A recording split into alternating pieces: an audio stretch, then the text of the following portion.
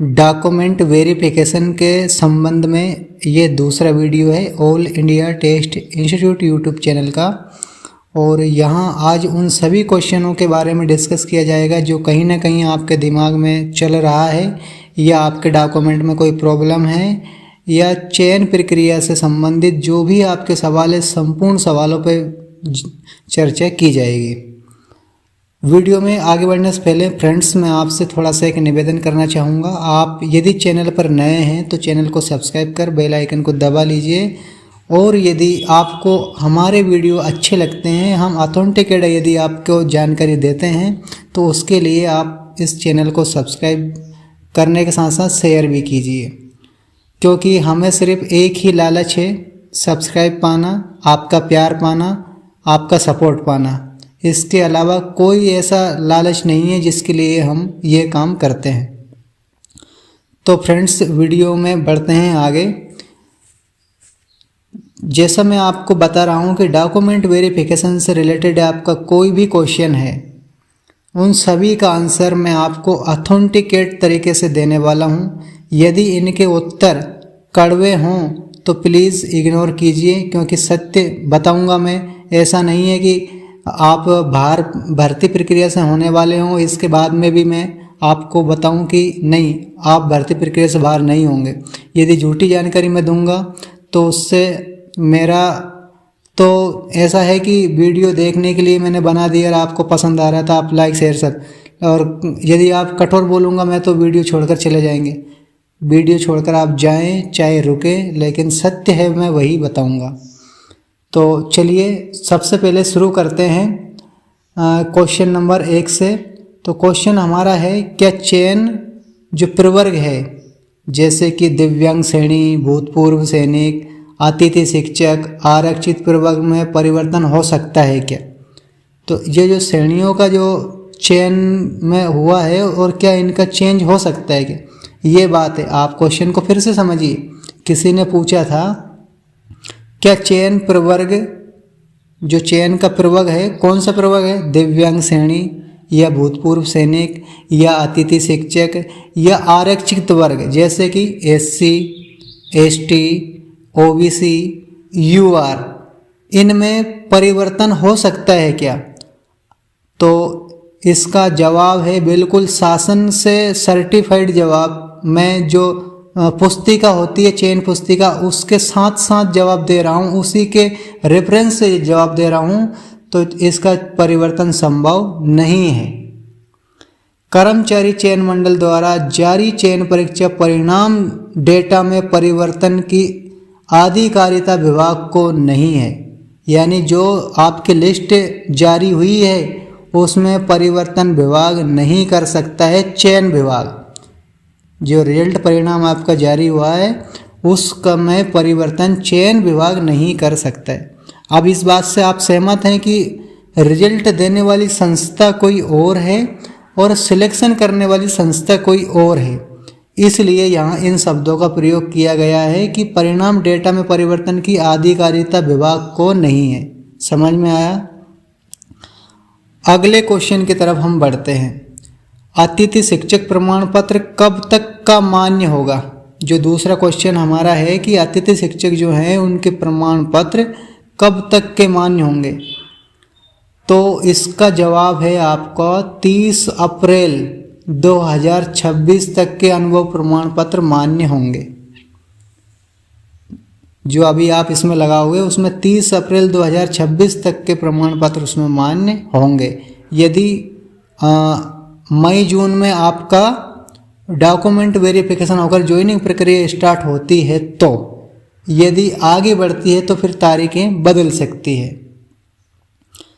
तीसरा जो क्वेश्चन है वो भी अतिथि शिक्षक से संबंधित ही किसी ने पूछा है कि अतिथि शिक्षक श्रेणी में चयन हुआ है, अनुभव क्या होना चाहिए? इस तरह किसी ने क्वेश्चन पूछा है। तो मध्य प्रदेश की शासकीय शाला में जो न्यूनतम 200 दिन तथा 3 शैक्षणिक सत्र में कार्य किया हो, इतना अनुभव आपको चाहिए। एक सत्र में जो एक सेशन होता है उसमें 30 दिवस का कार्य अनुभव होने पर ही एक साल काउंट होगा, आपका एक सत्र काउंट होगा। यदि आपने 4-5 दिन काम किया तो आपका सत्र काउंट नहीं होगा। ये तो है पहली बात। अब दूसरी बात सुन लीजिए, स्कूल शिक्षा विभाग से जारी डिजिटल प्रमाण पत्र मान्य होगा। आपको जो अनुभव प्रमाण पत्र आते थे शिक्षक का, वो कौन सा मान्य होगा? डिजिटल प्रमाण पत्र मान्य होगा। और तीसरी जवाब भी इसका सुन लीजिए कि जो जनजातीय कार्य विभाग के सहायक आयुक्त होते हैं उनके हस्ताक्षर से जो ऑफलाइन प्रमाण पत्र आपका बना है वह भी मान्य होगा। तो उम्मीद है इस क्वेश्चन के जो 3 पॉइंट में मैंने उत्तर दिया है उससे आप सहमत हो गए होंगे। अब चौथा क्वेश्चन जो हमारा है वो ये है कि अतिथि शिक्षक रहते हुए कोई उपाधि या पत्रोपाधि नियमित रूप से प्राप्त की जाती है तो क्या अतिथि शिक्षक का अनुभव मान्य होगा? क्वेश्चन को समझे कि आप, यदि प्रश्न में आपको समझ नहीं पड़ी तो मैं फिर से प्रश्न आपको दोहरा देता हूँ। प्रश्न पूछा गया है, यदि अतिथि शिक्षक रहते हुए कोई उपाधि या पत्रोपाधि नियमित रूप से यानी रेगुलर रूप से आपने किया है तो क्या आपको अतिथि शिक्षक का अनुभव का लाभ मिलेगा, मान्य होगा या नहीं?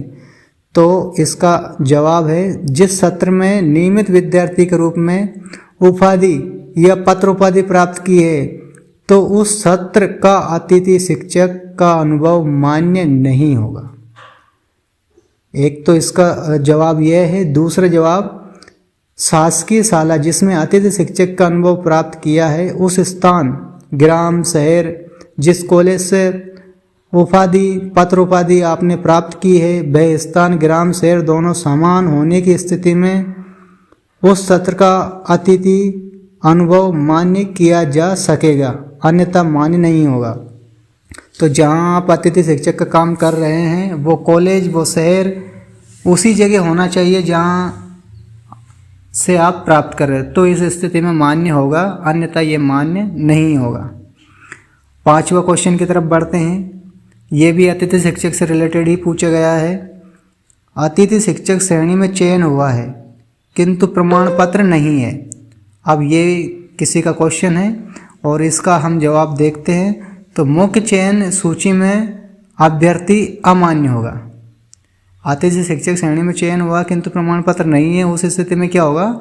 मुख्य चयन सूची में अभ्यर्थिता का जो मतलब में उम्मीदवारी है वो अमान्य होगी और प्रतीक्षा सूची से कार्यवाही के दौरान संबंधित को गैर अतिथि प्रवर्ग में मेरिट क्रम के आधार पर पात्रता कार्यवाही प्रतीक्षा सूची से होगी। अब उसके पास अतिथि शिक्षक का प्रमाण पत्र नहीं है तो फिर वो नॉन गेस्ट फैकल्टी में चला जाएगा और उसमें यदि मेरिट बनती है तो उस क्रम से उसको लिया जाएगा, यदि वेटिंग लिस्ट बनती है तो उस क्रम से उसको लिया जाएगा। छठा क्वेश्चन यहाँ है, क्या अन्य राज्य का जाति प्रमाण पत्र मान्य होगा? तो इसमें अन्य राज्य का जाति प्रमाण पत्र मान्य नहीं होगा। मध्य प्रदेश के सक्षम अधिकारी द्वारा जो जारी स्थायी प्रमाण पत्र होते हैं, जाति प्रमाण पत्र तथा डिजिटल होंगे वही इसमें मान्य होगा, नहीं तो सारे जो अदर राज्य के हैं वो अमान्य होंगे। सातवां क्वेश्चन है, जाति प्रमाण पत्र किसके नाम, पिता या पति के नाम के साथ मान्य होगा? तो अभ्यर्थी का जाति प्रमाण पत्र पिता के नाम के साथ ही मान्य होगा। विवाहित महिला का जाति प्रमाण पत्र उसके पिता के नाम के साथ बना होना चाहिए, वही प्रमाण पत्र मान्य होगा। पति के नाम के साथ बना हुआ प्रमाण पत्र मान्य नहीं होगा। आठवां यहाँ किसी का क्वेश्चन है कि जो पीईबी है जिसे वर्तमान में ईएसबी कर दिया गया है, मैं पात्रता परीक्षा में ईडब्ल्यूएस पर टिक किया था। ये ईडब्ल्यूएस वालों का क्वेश्चन है। तो उन्होंने क्या बोला कि ईएसबी में पात्रता परीक्षा में ईडब्ल्यूएस पर टिक किया था किंतु मैं ईडब्ल्यूएस श्रेणी में नहीं आता हूँ या फिर आता हूँ तो क्या करूँ? तो उस संबंध में आपका ये होने वाला है कि मुख्य सूची जो चयन सूची है, मेरिट लिस्ट है में EWS प्रवर्ग में अभ्यर्थिता की जो के उम्मीदवारी है वो अमान्य होगी। अब जब उसकी उम्मीदवारी अमान्य हो जाएगी तो फिर क्या होगा, तो प्रतीक्षा सूची से कार्यवाही यानी जो वेटिंग लिस्ट है उससे कार्यवाही के दौरान संबंधित की अनारक्षित सूची से पात्रता जो UR जो मेरिट लिस्ट है यदि उसमें चयन संभव हो सकता है तो उसमें शिफ्ट करेंगे उसको, और यदि उसमें नहीं संभव हो सकता है तो फिर वेटिंग जो UR की वेटिंग होती है उस वेटिंग लिस्ट से उसकी कार्यवाही होना संभव होगी। तो इससे आप अवगत होकर समझ गए होंगे कि आपके साथ क्या होने वाला है। और अभी तक आपने लाइक शेयर सब्सक्राइब नहीं किया तो कर दीजिए। 9वां क्वेश्चन की तरफ हम बढ़ते हैं। यह है कि महिला जो EWS होने की स्थिति में किसका आय के आधार पर जारी प्रमाण पत्र मान्य होगा। जो महिला है, महिला ने EWS प्रमाण पत्र उसके पास है तो वो किसके आधार पर होगा, तो EWS जो महिला अभ्यर्थी है, कैंडिडेट है के विवाहित होने पर पति की आय के आधार पर प्रमाण पत्र एवं अविवाहिता होने पर पिता के आय के आधार पर जारी प्रमाण पत्र मान्य होगा। ठीक है, तो इस तरह आप समझ गए होंगे कि किसके साथ आपका मान्य होने वाला है।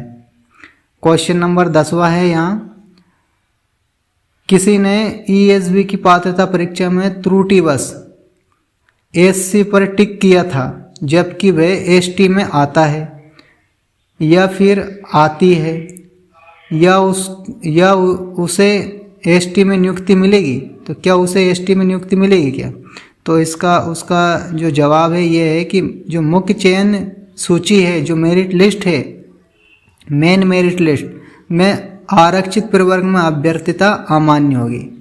जो उसकी आरक्षित वर्ग की जो मेरिट लिस्ट है उसमें उम्मीदवारी उसकी निरस्त हो जाएगी, और इसके बाद में फिर क्या करेंगे, उसको प्रतीक्षा सूची से कार्यवाही के दौरान संबंधित जो अनारक्षित प्रवर्ग की मेरिट क्रम के आधार पर पात्रता परीक्षा का चयन परीक्षा के अंकों के आधार पर पात्रता अनुसार कार्यवाही होगी, वो भी प्रतीक्षा सूची से। ठीक है, तो इस तरह आप इस गलत जो टिक हो गया है कैटेगरी पे उसका आपको जवाब मिल चुका है। और अभी तक आपने इसको लाइक सब्सक्राइब नहीं किया तो कर दीजिए और शेयर भी आप करते रहिए। अगले क्वेश्चन की तरफ हम बढ़ते हैं। मैंने त्रुटिवश, एक किसी का क्वेश्चन है कि मैंने त्रुटिवश भूतपूर्व सैनिक पर टिक किया था, क्या मेरी अभ्यर्थिता अमान्य होगी। तो ये क्या करेंगे, जो मेन मेरिट लिस्ट है उससे ये बाहर हो जाएंगे, उसमें उम्मीदवारी इनकी अमान्य हो जाएगी।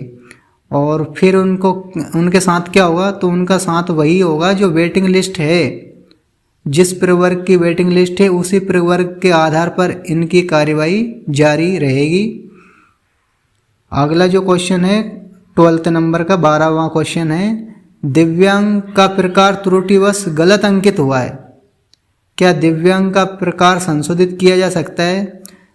तो दिव्यांग के जो प्रकार में संशोधित करने का कोई प्रावधान नहीं है। जो आपकी मेरिट लिस्ट है उस मेरिट लिस्ट से संबंधित अभ्यर्थिता अमान्य हो जाएगी। फिर क्या होगा आपके साथ, जब अभ्यर्थिता अमान्य हो जाएगी तो आपको वही जैसे पहले हो रहा है अन्य कैटेगरियों में कि वेटिंग लिस्ट से कार्यवाही होगी आपकी।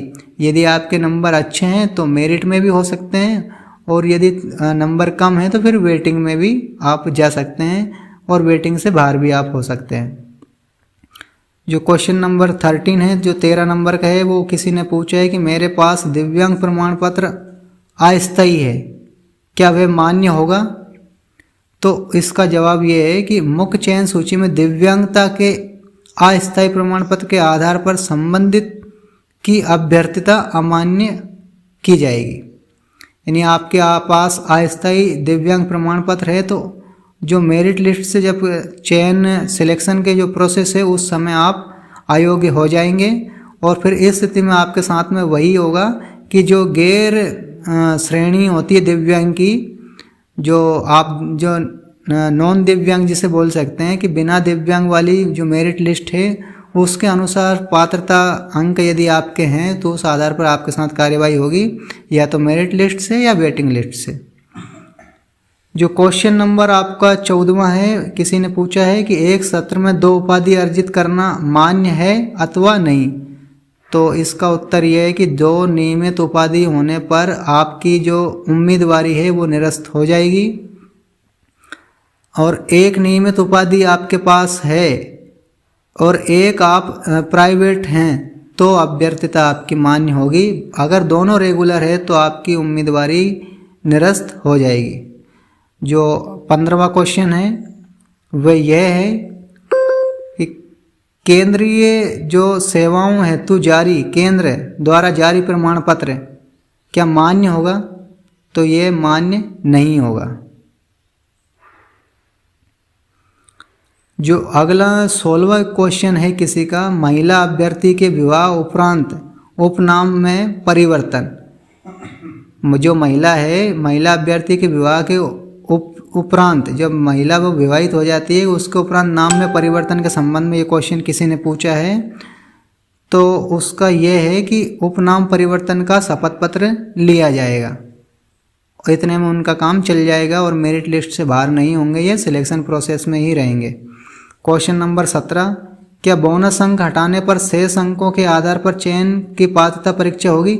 यानी किसी ने जो स्पेशल डीएड पर सिलेक्शन टिक कर दिया है, अब उनको बोनस अंक मिल गए हैं, और या फिर किसी भी प्रकार के आपको बोनस अंक मिले हैं और वो बोनस अंक हट जाते हैं तो उसके बाद में क्या होगा?